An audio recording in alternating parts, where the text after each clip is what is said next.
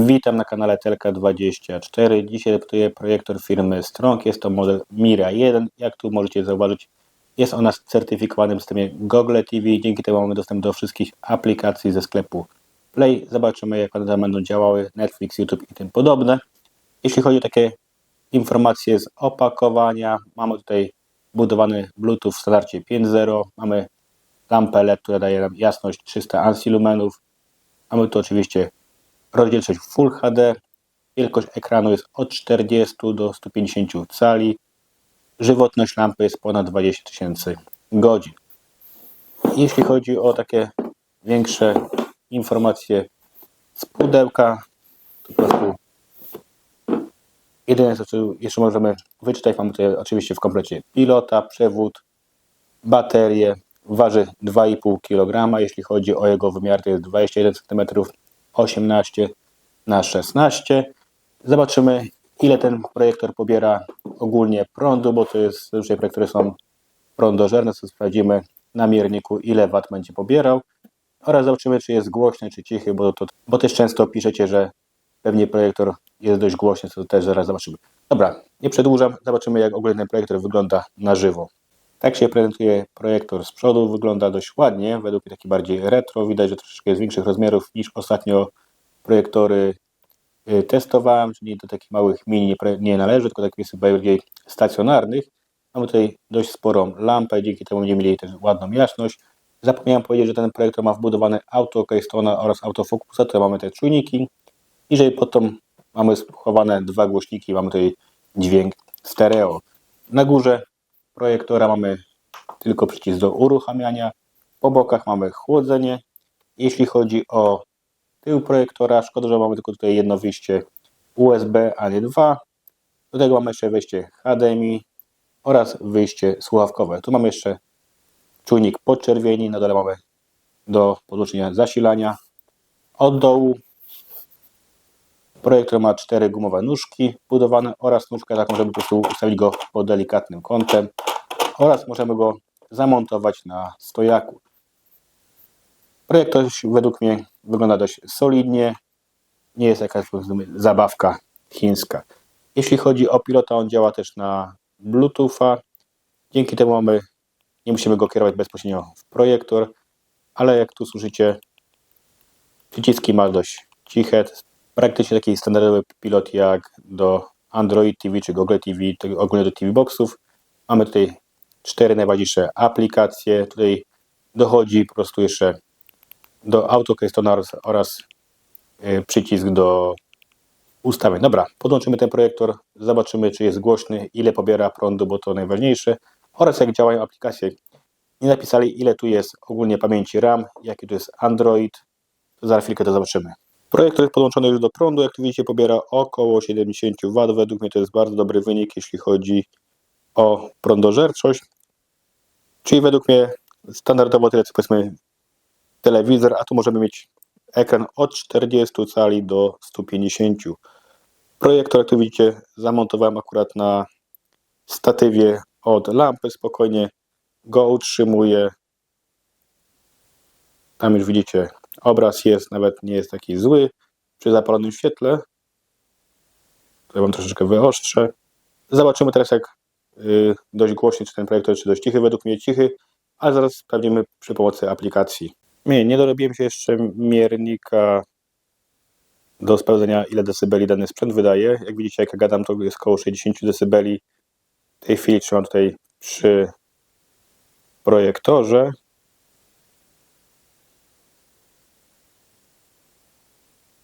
Jest około 38, to jest dość cichy ten projektor. Najciszsze, jakie do tej pory miałem, jeśli chodzi o takie urządzenia. Zobaczymy z drugiej strony. -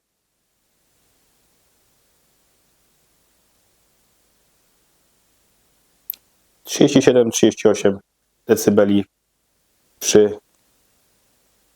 jeśli chodzi o ten projektor. Dobra, zobaczymy, jak on działa. Niestety wszedł do nas kot, będzie nam trochę przeszkadzał przy projektorze, ale on lubi po prostu oglądać, jak projektory działają. Sprawdzimy, jakie parametry posiada projektor Strong. Skorzystamy z aplikacji AIDA64.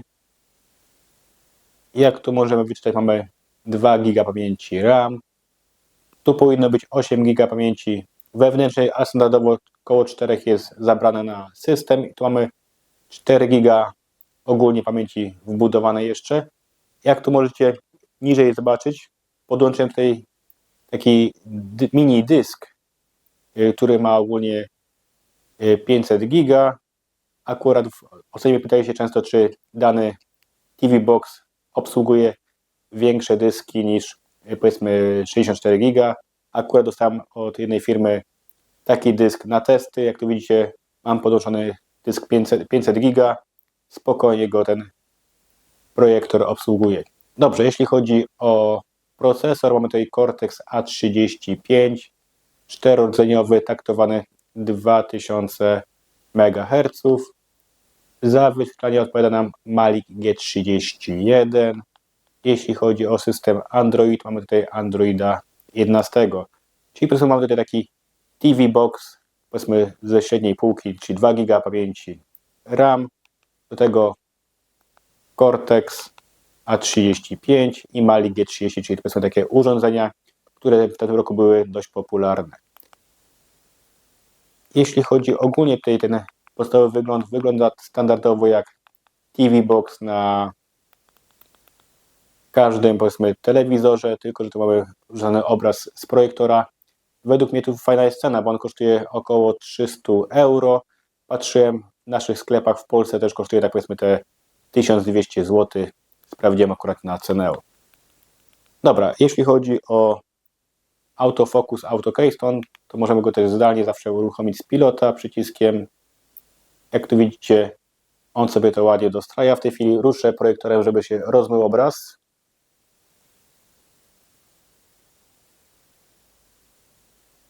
I jak widzicie, po chwili sam się dostosowuje. Możemy go tutaj dostawić. Lepiej się radzi niż autofokus w kamerze.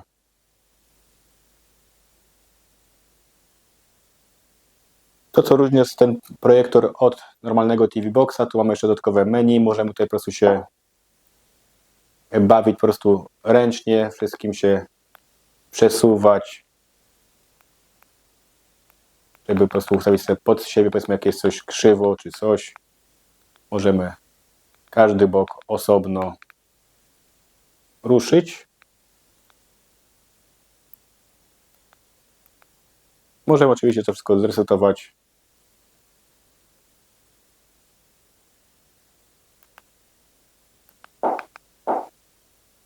Jak widzicie, wróciło do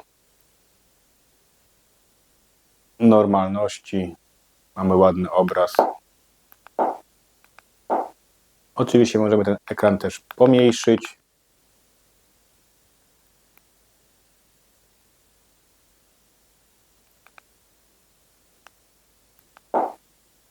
Możemy wszystko zresetować. Ustawienia zaawansowane.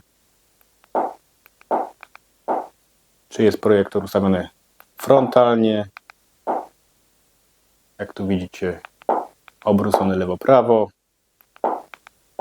do góry nogami. Czyli po prostu takie, jak w większości projektorów, takie ustawienia mamy standardowo. Mamy jakieś... Możemy wszystko wziąć na automat, niech nam się weźmie. Jeśli chodzi jeszcze o ustawienia, tak widzicie, mamy tutaj jak w standardowym TV Boxie, możemy bawić się rozdzielczością. Tu jest podłączony po Wi-Fi, zapomniałem Wam powiedzieć, że właśnie możemy go podłączyć do Wi-Fi. Mamy też system, informacje. Zawsze mi pytacie, czy przy uruchomieniu dany TV Box pobiera aktualizację. Ten pobierał aktualizację. Jak mówiłem wcześniej, mamy Android TV 11. Certyfikat Netflixa też jest. Możemy oczywiście z tym urządzeniem też sparować inne piloty, czy tam klawiaturę mini do na przykład obsługi przeglądarki. Jeśli chodzi o takie menu, to tak jak tu widzicie, mamy zakładkę dom, tu mamy te wszystkie aplikacje, które mamy już pobrane. W aplikacjach możemy pobierać kolejne aplikacje. Na przykład przeglądarkę internetową pobierzemy. A dla tych, co wolą, powiedzmy taki standardowy sklep Play, jak to był na urządzeniach nie Google TV, tylko z Android TV.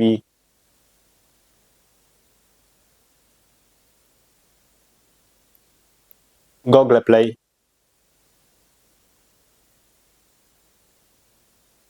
Oto wyniki dla zapytania Google Play.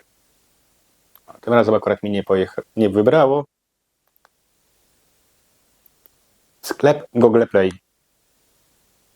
Jeśli potrzebujesz pomocy w związku z problemem przy zakupie aplikacji, OK. Jak widzicie, tym razem tak łatwo nie chciał się przełączyć. Tu mamy wygląd na sklep Google Play. Pobierzemy jeszcze aplikację, którą akurat, jak tu widzicie, często mnie pytacie, możemy pobrać Sky Showtime. Niech sprawdzimy, czy się zainstaluje.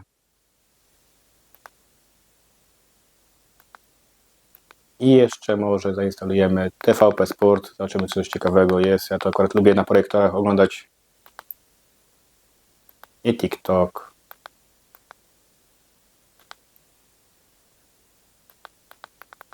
Ja akurat lubię na TVP Sport oglądać pierwszą ligę. To mi się akurat ogląda dobrze na dużej ścianie z kotem. Akurat na szczęście kot tak bardzo nie przeszkadza. Dobra, niech się aplikacje instalują w tle. W międzyczasie zobaczymy, czy ten projektor posiada, czy obsługuje kodek AV1. Tu skorzystamy z aplikacji Kodi. Mamy zakładkę wideo.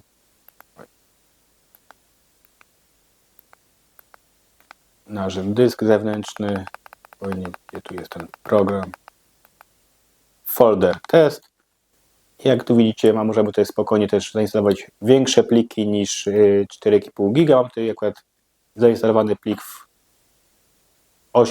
jak tu widzicie, mamy zainstalowany plik z filmem, który ma ponad 8 giga. Zobaczymy, czy się uruchomi.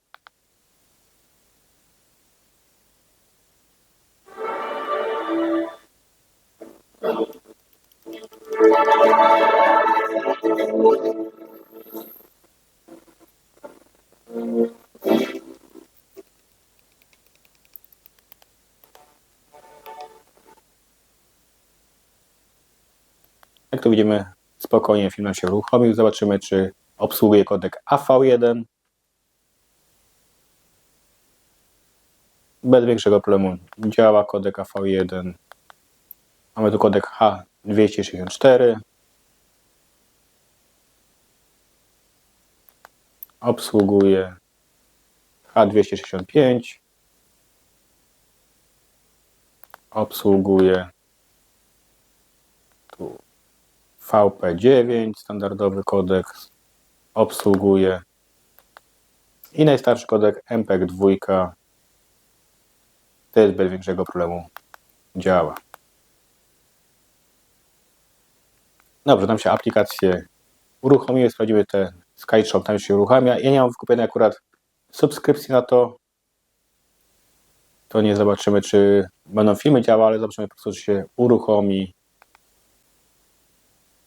Jak tu widzicie, aplikacja się ogólnie uruchomiła, tylko po prostu nie sprawdzimy, czy działa. Za to sprawdzimy, czy działa na przykład Disney+, Max, czy tam Netflix.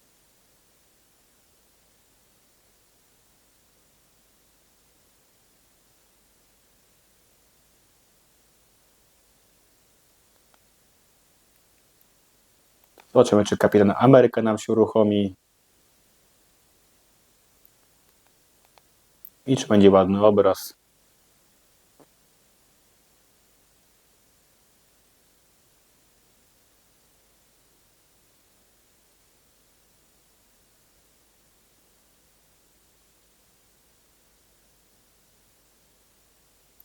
Kawałek przewinę do przodu.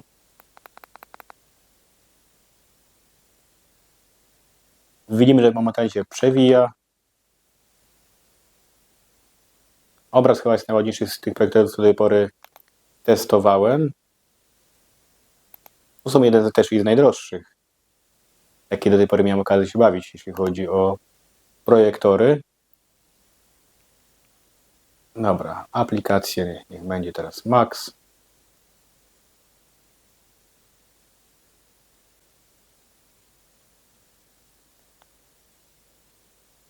Tu widzimy jakieś nowości. Mamy o Rick i Morty, to będzie co oglądać znowu.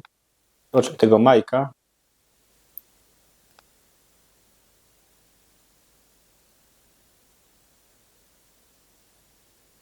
Pojawia się jakaś reklama najpierw, to przewiniemy reklamę, od razu niech nam się pojawi film.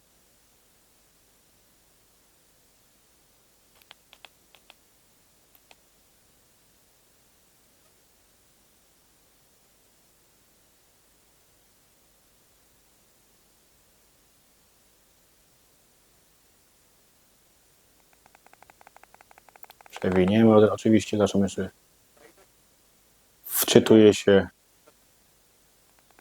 Widzę, wczytuje się szybko. Widzę, film jest z dubbingiem. Jakie wolicie filmy oglądać, z dubbingiem czy z lektorem? Tu jest podzielone są opinie zazwyczaj.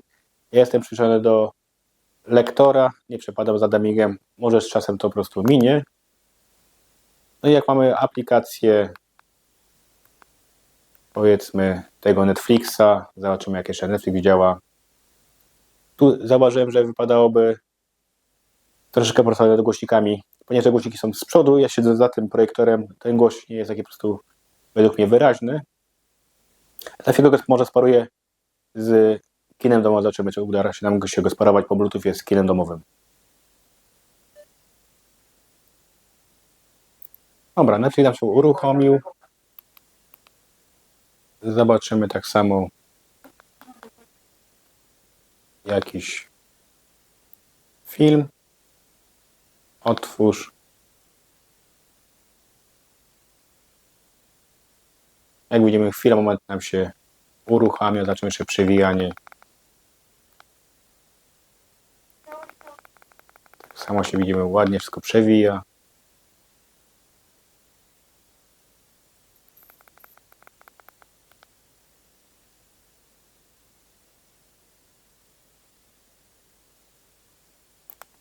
Też widzę film z dubbingiem kolejny. Dobra, teraz spróbuję go sparować z kinem domowym, ponieważ ten dźwięk trochę tu przeszkadza. Według mnie to jest największa wada tego projektora.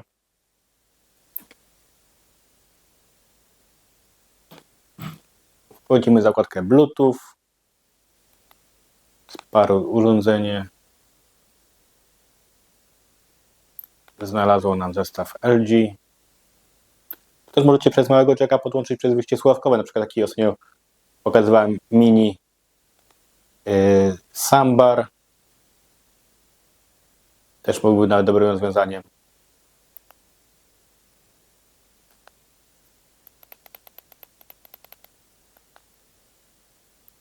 O, teraz słyszę, że jest z kina domowego dźwięk. To włączymy, żeby kot się ucieszył, bo on lubi YouTube'a, oglądać filmiki.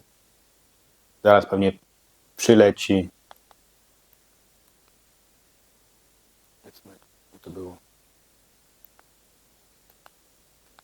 dla kota.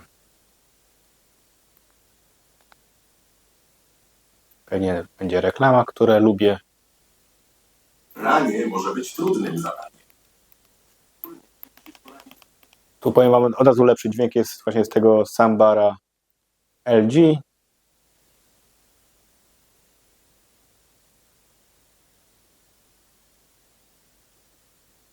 Dobrze, reklama się skończyła. Powiem wam od razu, że dźwięk jest o niebo lepszy, wiadomo, z tego soundbara niż tych głośników wbudowanych w ten projektor. Dobrze, tu mamy Bluetooth, a w standardzie 5.0, że możemy po prostu to sparować z urządzeniami zewnętrznymi. To akurat kot zgłupia, bo w tej chwili dźwięk ptaszków leci z soundbara, poleciał zamiast do ekranu, poleciał do soundbara, nasłuchuje ptaszków.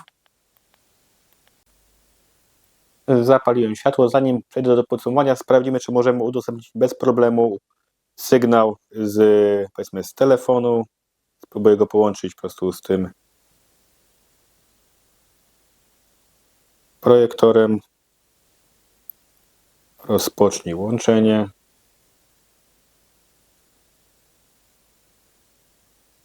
Jak tu widzicie, bez większego problemu możemy połączyć. Teraz rzucimy po prostu ekran z telefonu, włączę YouTube'a, bo tam kot oglądał. Dalej niech ma te ptaszki. Duży ekran. Jak widzicie, jak przykręciłem telefon, to też od razu jest ten obraz troszeczkę gorszy niż bezpośrednio z projektora. O, kot się odzywa, że coś mu zniknęło. Dobrze, przejdziemy może do krótkiego podsumowania działania tego projektora. Według mnie największą wadą tego projektora są głośniki, ale czy tu możemy podłączyć po prostu przez małego jacka jakieś głośniki zewnętrzne lub przez Bluetooth, tak jak ja podłączyłem ten zestaw domowy, czyli tego soundbara. Druga, powiedzmy taka mała wada, że mamy tylko jedno wejście USB, tak jak w tej chwili podłączyłem dysk zewnętrzny, który ma 500 giga, to od razu możecie zobaczyć, że ten projektor obsługuje też spore dyski, ale zaleta, według mnie bardzo ładny obraz, auto Keystone, cena przystępna i tu mamy też tego system Google TV certyfikowany, nie mamy też powiedzmy takiego typowego Chińczyka, w którym mamy powiedzmy jakiegoś tam Androida wbudowanego, nie takiego niepełnego jak to bywa często powiedzmy w tych tańszych projektorach. Tu mamy w pełni certyfikowany system Google TV. Zapomniałem powiedzieć, cichy, w ogóle o nim zapomniałem, że on w ogóle działa. On jest taki cichy, to jest mój najcichszy projektor, który do tej pory miałem, a mi się wydawało, że miałem w miarę ciche. I to, co mówiłem wcześniej, niski pobór prądu, tu mamy tylko 70 W, cały czas widzę ta sama wartość jest, nie zmieniło się.